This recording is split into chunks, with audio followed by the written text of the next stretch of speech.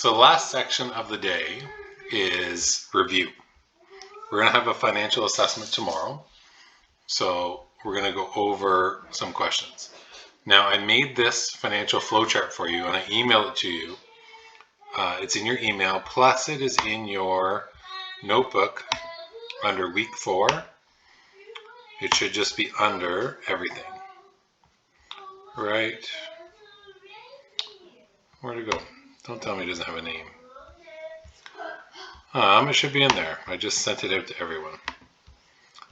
But if it's not there, I'll make sure it's there tomorrow. Let's see if Alicia got it. Okay, I will double check and make sure it's there by the time you start. So, but here, let's take a look here how to use this flowchart. So this flowchart has all the formulas you need on it. Okay, Google, stop. It has all the formulas you need on it, and you just follow here.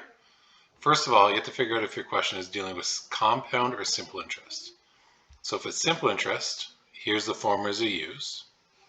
If it's compound interest, you're going over to this side. Okay, so if it's simple interest, if we're looking for our final amount, we're looking for principal plus principal times rate times time.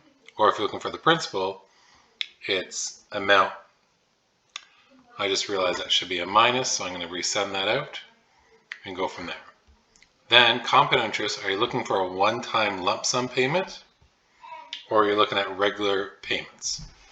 So if you're looking at a lump sum one-time payment, either you're looking for the amount or you're looking for your principal. Okay? And that's how you use that. Now, I may ask a question where you're looking for time. You have to take the T as in time root of a question. We've done those in class. I've showed you examples. Or if you're trying to find the compounding period, you have to use the logarithm. Use the log button. And we've done those before. Oh, one second. So if you have something that's regular payments, you are going to have to figure out what you're looking for here. Okay? Are you starting with something are you starting with nothing and building up something? So if I ask a question like, if I invest $100 from now for 100 years, how much money do I have in the future? So I'm starting with nothing and building up to something, so I'm looking for future value. Or it may be a question of, I want to have $50,000 in 10 years. What's my regular payment? What should my regular payment be? In that case, I'm still starting with nothing and going up. This is a previous value question. So the question being, so this, you're starting with something and exhausting it down, whether it's a mortgage payment. Okay, so for example, if I pay $100, like $300 a week on my mortgage for 5 years, how big was my mortgage? Or I could ask the question, if I'm looking for the regular payment, where I have a $300,000 mortgage, I'm paying $400 every week. Sorry, if I have a $400,000 mortgage and I'm going to pay it off monthly for the next 20 years, what's my regular payment? And that's where you'd be looking there. Okay? So if we go through some questions here, if I go into your homework, where are you? Monday homework.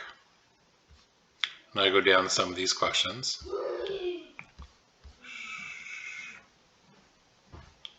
Okay, once this loads.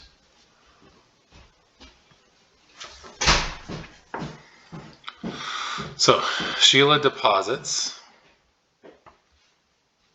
$750 at the end of every 3 months in her savings account that pays 8% compounded quarterly. How much will she have in 10 years?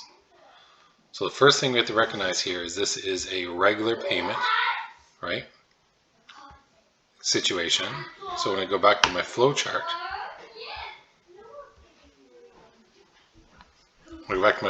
here, it's not a lump sum, but it's a regular payment. Now, am I starting with nothing and building up, or am I starting with something and building down? Well, if I take a look here, I'm starting with nothing and building up. I want to see how much I have in 10 years. Okay, so therefore I would use this one here. Since I know my regular payment, I'm trying to find my future value. Then let's go this way. Let's try again. So I invested $3,000 at 6% quarterly. How long will it take for the investment to be worth this much? Well, I invested a one-time segment, so it's a lump sum. So I'm over here with the lump sums.